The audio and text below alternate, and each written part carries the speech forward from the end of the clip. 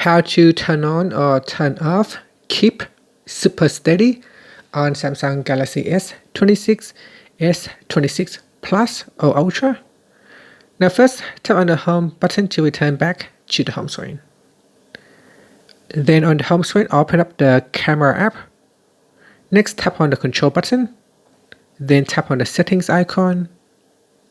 Now in here, scroll down and tap on settings to keep. Then we go down and tap on super steady. Tap on the toggle to turn it on, and it says if super steady is on in video mode, keep it on instead of turning it off when you close the camera. Here, if you go back to video, so if you turn on super steady, then it will stay on instead of automatically switching it off. And that's it. Thank you for watching this video. If you find it helpful, please like and subscribe to my channel for more videos.